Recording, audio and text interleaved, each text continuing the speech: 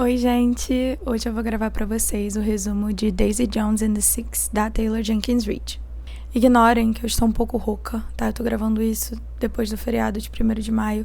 Viajei com os meus amigos no feriado, foi intenso, então eu tô sem voz há, literalmente 4 dias. Mas espero que com o microfone o áudio não esteja tão ruim. Vocês me pedem pra eu trazer esse livro desde que eu comecei a fazer esses vídeos. Acho que principalmente pelo fato dele ser muito hypado, né, nas redes sociais, ele ser muito famoso. Teve a série também na Prime Video. Então, sem mais delongas, bora começar o resumo. O enredo inteiro de Daisy Jones and the Six, pra quem não quer ler o livro. Contém spoiler, obviamente. O livro é escrito como uma história oral, é tipo um documentário no papel. Então tem uns cortes frequentes, tem múltiplos pontos de vista. E assim, falando um pouco já da minha opinião, eu gosto muito desse livro. Eu acho ele um pouco superestimado. Eu acho que esse formato de entrevista tá bem alta hoje em dia, né? Até o último livro da Emily Henry também foi nesse formato, mais ou menos. Mas eu acho que é uma leitura um pouco cansativa. Enfim, o livro está dividido em eras, né, em anos. Então, a primeira era fala sobre a Daisy Jones. Começa em 1965, vai até 1972 e conta que a Daisy Jones é uma groupie, basicamente. Ela nasceu em 1951 em Hollywood, o pai dela é pintor, a mãe dela é modelo. Então ela sempre teve uma vida muito boa, a família dela é muito rica, mas eles são muito negligentes, assim, ela teve zero atenção durante a vida dela e ela começou, né, a se relacionar com homens, usar drogas, beber muito cedo por conta disso. Ela faz amizade com uma mulher chamada Simone, que é uma cantora. A Simone é mais velha que a Daisy e ela meio que acolhe ela e elas ficam melhores amigas, saem bastante pra festas, usam drogas juntas.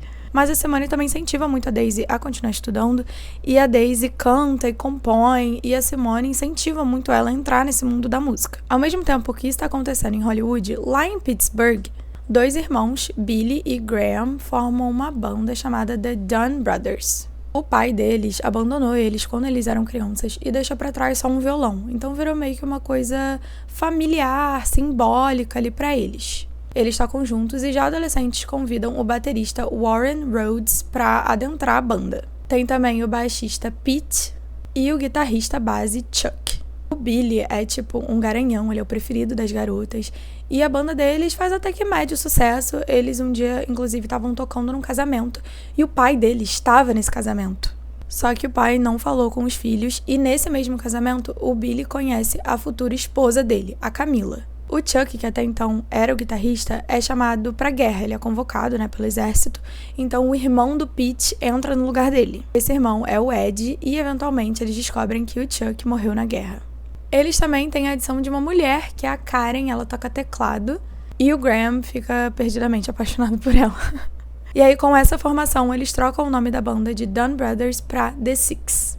Porque eles são 6, né? Então, The Six, os 6. Eles conhecem um cara chamado Rod, que vira o empresário deles, e o Rod sugere que eles se mudem pra Califórnia para eles conseguirem ter mais sucesso. Isso leva à separação do Billy e da Camila.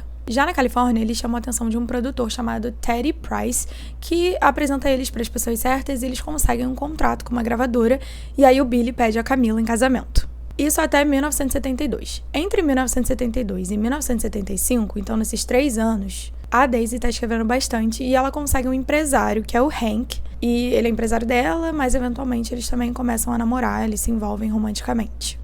Ela assina o contrato com a mesma gravadora dos The Six, que é a Runner Records. Até então eles não se conhecem, tá? Mas eles são da mesma gravadora, só que a gravadora não gosta das músicas que a Daisy escreve, eles querem que ela cante as músicas de outras pessoas, e ela fica arrasada com isso. Entre 1973 e 1975, o The Six está trabalhando no álbum de estreia deles. O Billy se revela uma pessoa muito obsessiva e controladora, ele quer sempre estar cuidando de tudo e fazendo tudo, mas ele é meio que o mais talentoso, assim, sem nenhuma discussão, então a galera deixa. O lançamento do álbum deles vai bem e eles planejam uma pequena turnê. Só que aí a Camila conta pro Billy que ela tá grávida. E aí eles acabam se casando, né? Ele tinha pedido ela em casamento, mas eles não tinham casado ainda, só que depois que ela engravida, eles se casam. Depois do primeiro show da turnê, o Billy usa droga e ele trai a Camila. E ele continua traindo, tá? Ele trai ela várias vezes. Um dia a Camila, pobre da Camila, resolve fazer uma surpresa pra ele e pega ele no flagra. Ele também começa a usar heroína. Tipo, durante a gravidez da Camila, ele tava realmente, assim, completamente descontrolado. Só que quando a filha deles nasce, que é a Júlia, ele resolve ir pra reabilitação. O Pete tá namorando uma menina chamada Jenny e o Billy consegue ficar sóbrio. Enquanto isso, a Simone, a melhor amiga da Daisy, tá no topo das paradas e ela tá pra sair em turnê. E a Daisy ainda tá se recusando a gravar, ela ainda tá nessa briga da gravadora porque ela não quer gravar as músicas de outras pessoas. A gravadora tá ameaçando processar ela, até que o Ted, que é o mesmo produtor dos The Six, convence ela que as músicas dela estão inacabadas, tipo, não é que são ruins, aqui não estão prontas, e convence ela a gravar o álbum que a gravadora queria. E aí ela lança um álbum. Nos próximos 2 anos, o The Six está trabalhando num álbum novo, dessa vez com o Billy sóbrio, e a gravadora quer que eles tenham um dueto com uma cantora. E o Ted, que já conhecia a Daisy, sugere ela. A Daisy aparece, todo mundo acha ela super legal, só que ela altera um pouco a letra da música que eles iam cantar, que é Honeycomb. E o Billy, sendo, controlador pra caramba, fica muito puto com isso. E, tipo assim, com a Daisy na banda, o Billy meio que perde o controle total no processo, sabe? Porque os outros 5 estavam tipo, você pode fazer o que você quiser, mas a Daisy não, ela quer se meter na história. Ele acaba acatando a mudança dela e a música deles faz muito sucesso e a banda sai em turnê, ainda sem a Daisy. Ela aparece de surpresa em um show deles, eles cantam o dueto, Honeycomb, e o público fica maluco. A gravadora, percebendo essa movimentação, coloca a Daisy como ato de abertura dos The Six na turnê. O Billy se mantém muito distante da Daisy porque ele tá limpo, ele não tá usando nenhuma droga, e a Daisy é altamente viciada, assim, ela usa droga o tempo inteiro. Então ele quer evitar recaídas. A Karen e o Graham começam um relacionamento, lembra que ele era super apaixonado por ela? E a Daisy termina com o Hank, que era o empresário dela. Só que o Hank ficou muito puto, e aí antes de ir embora, ele convenceu a banda da Daisy a ir embora com ele. E o próximo show ia ser um show muito importante, ia ter pessoas muito importantes na plateia. E aí o Ed aceita tocar com a Daisy. Só que o Billy se mete, pega a guitarra, e ele que toca com a Daisy, canta umas músicas com ela. E a Daisy acaba participando de algumas músicas do The Six e o Ed fica muito puto, ele chama o Billy de egocêntrico, ele não gosta daquilo. A revista Rolling Stone, que é uma das maiores revistas de música dos Estados Unidos e do mundo, na real, coloca a banda, os The Six, na capa e sugere que a Daisy entrasse pra banda. Todo mundo gosta dessa ideia, menos o Billy, só que ele concorda a contragosto, porque ele sabe que seria uma coisa muito legal. A Daisy fala que quer ajudar, a compor as músicas, e o Rod propõe que eles passem a se chamar Daisy Jones and the Six. E a gente entra na fase do livro que eles realmente são uma banda formada, a partir de 1977. A Karen e o Graham estão juntos, só que eles fazem isso escondido, eles não contam pras pessoas. A Karen acaba contando pra Camila e a Camila fica tipo, só não machuca o Graham, por favor, porque ele é muito apaixonado por você. A Daisy e o Billy começam a compor juntos, eles compõem uma música chamada Aurora, que é linda, um grande sucesso, só que eles sempre estão trocando umas farpas ali. A Daisy fala que o Billy usa as músicas pra pedir desculpa pra esposa toda vez que ele é escroto com ela, e aí o Billy fica tipo, você é viciada em remédio, minha filha. Enfim, eles ficam meio que nessa coisa, e aí um dia a Daisy perde uma sessão de gravação, eles estavam marcados pra gravar no estúdio e ela não aparece.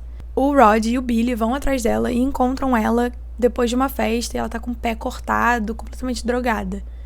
E aí o Billy escreve uma música sobre isso chamada Impossible Woman, que significa mulher impossível. Ele escrevendo mulher de fases pra ela, A Daisy, às vezes, ela tem dificuldades pra gravar, mas ela acaba sempre se saindo bem e eles estão numa sintonia legal. Por mais que a Daisy seja ainda uma pessoa inconstante por conta dos vícios dela. Lembra que o Billy é muito controlador? Então, o Graham oferece uma música pra banda, ele compõe uma música, ele fica tipo, nossa, eu acho que essa música ia ser muito legal.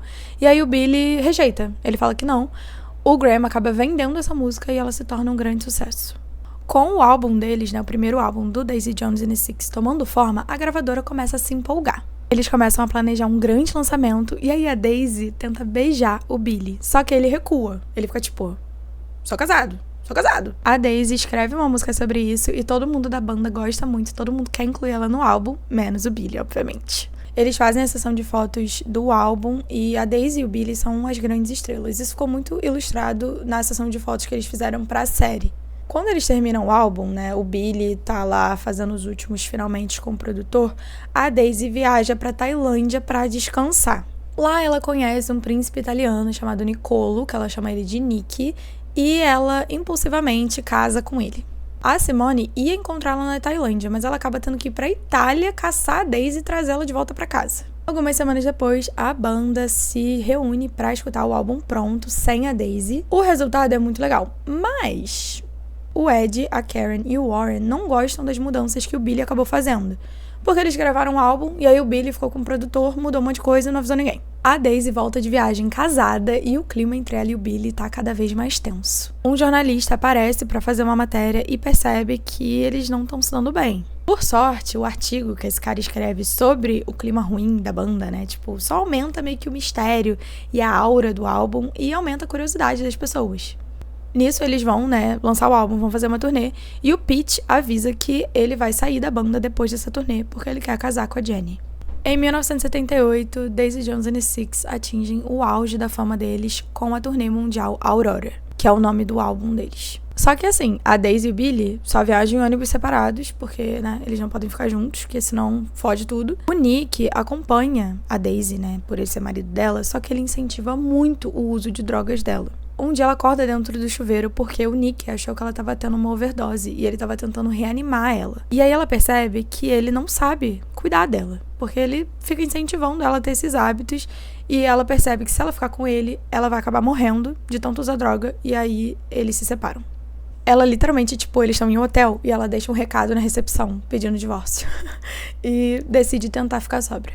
Nisso, a Karen descobre que tá grávida. Ela não quer ter filho, mas o Graham quer, então fica meio que um climão. Com o Nick fora da cena, a Daisy e o Billy começam a se entender melhor, porque ela não tá usando tanta droga e tal. Eles ganham vários prêmios, incluindo o álbum do ano com a Aurora. Eles se apresentam no Saturday Night Live, que é um programa muito tradicional dos Estados Unidos, que existe até hoje. A Daisy percebe que ela tá apaixonada pelo Billy, e o Billy também tem sentimentos pela Daisy. Só que ele quer realmente a Camila, que é a esposa dele, né? A Daisy fala pro Billy que ela quer ficar limpa, ela quer ficar sóbria, só que o Ted, que é o produtor deles, né, que juntou eles, fez tudo acontecer, morre de um ataque cardíaco. E aí a Daisy completamente se desestabiliza e continua a usar drogas, e a Karen também faz um aborto, porque ela decide que ela não quer ter filhos mesmo, e é isso. E aí tem o fatídico show do Chicago Stadium. Esse show aconteceu em 12 de julho de 1979. E aí, durante esse show, a Karen e o Graham discutiram por conta, né, da história lá do bebê. A Camila vai com a Julia, que é a filha dela, com o Billy, e a Daisy vê que realmente, assim, tem muito carinho, né, entre as pessoas da família, porque eles são uma família. Mais tarde, a Daisy é encontrada chorando no quarto do hotel e o Billy quebra a sua sobriedade pela primeira vez, desde quando ele ficou sóbrio lá atrás. Ele bebe, ele não usa droga, ele bebe, mas ele tava sóbrio de tudo, então ele quebrou a sobriedade. Só que aí ele tá lá no bar e aí um homem pergunta se ele tem filhos. E aí ele lembra que ele tem, né? Ele percebe o que ele tá fazendo e aí ele para de beber. Nesse ponto, a narradora da história se revela. Até então, a gente achava que a pessoa que tava narrando a história era tipo um jornalista, um entrevistador neutro, aleatório. Só que não, a pessoa que tá narrando essa história é a Julia, a filha do Billy com a Camila. Ela tinha 5 anos na noite lá do show do Chicago Stadium. A Camila e a Julia naquela noite encontraram a Daisy quando ela tava, né, surtando. E a Camila conforta a Daisy, mas ela sugere que ela busque tratamento. Nessa noite também, o Billy entende que ele precisa escolher entre a família dele e a banda, não dá pra ter os dois. E aí ele escolhe a família, e a Daisy também decide ir embora, ela pega um voo pro dia seguinte, e a turnê deles é cancelada e a banda acaba pra sempre. Porque tem todas as tensões, né? Billy, Daisy, Warren e Karen. O Pete falou que ia sair já da banda pra casar. E aí, essa noite, né, desse show do Chicago Stadium, foi meio que quando tudo explodiu e eles resolveram acabar de vez. E a gente descobre como estão os membros da banda hoje em dia, né, no atual do livro. A Daisy fica sóbria, continua a escrever, ela viaja e ela adota filhos. O Pete tá casado com a Jenny e ele não dá entrevista no presente, então a gente não tem o ponto de vista dele. O Warren tá casado e tem filhos. O Rod também tá casado e ele virou corretor de imóveis. O Graham casou com outra pessoa, ele não casou com a Karen e ele tem filhos também. A Simone se casou com um músico super bem sucedido. O Ed se tornou produtor musical e a Karen também continuou na música até os anos 90 e aí ela parou. E o Billy tá bem, só que ele tá muito triste porque a Camila faleceu. Ela faleceu de lúpus cerca de 5 anos antes dessa entrevista. E aí tem meio que um epílogo no final, que é em 2012, que é o presente, que é uma carta escrita pela Camila antes de morrer. E ela fala para os filhos deixarem o pai deles, né, superar o que aconteceu e depois para ele ligar para Daisy Jones.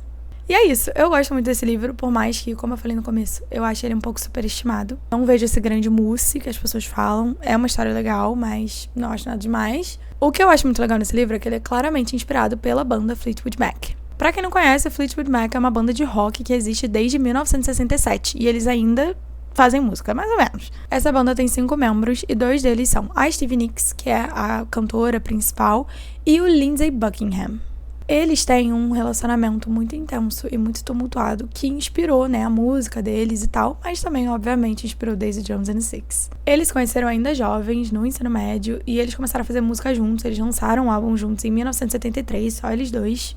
Esse álbum chamou a atenção de um cara chamado Mick Fleetwood, e em 1975 ele chamou a Stevie e o Lindsey para entrar no Fleetwood Mac. O relacionamento deles acabou um pouco antes do lançamento do álbum Rumours, que foi em 1977.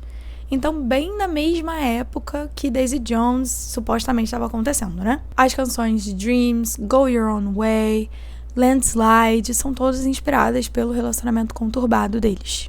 Depois que a Stevie Nicks terminou com o Lindsey, ela teve um breve envolvimento com o Mick Fleetwood, que era casado. E ele teve um relacionamento de 8 anos com outra mulher, ele chegou a noivar, mas nunca casou. Ao longo dos anos, eles manteram uma relação, né, profissional, e a Stevie Nicks até comentou numa entrevista em 2009 que eles sempre vão ter uma conexão e que quando eles estão juntos é como mágica. Mas em 2018, o Buckingham foi oficialmente desligado da banda, supostamente depois que a Stevie Nicks deu um ultimato. E aí também um dos membros originais da banda faleceu em 2022, e a Stevie Nicks falou que a formação original do Fleetwood Mac realmente nunca vai voltar, porque ela não consegue conversar com o Lindsey por mais de 3 minutos. Dá pra ver um pouco, né, da inspiração da Taylor Jenkins Reid, e também teve a série de Daisy Jones and the Six. A série foi um grande sucesso e eles começaram, né, os preparativos para a série durante a pandemia. Então os atores tiveram realmente assim um intenso acampamento musical, assim, eles realmente aprenderam muito sobre música e viraram meio que uma banda de verdade, porque as gravações ficavam sendo adiadas, então eles tiveram muito tempo para se programar.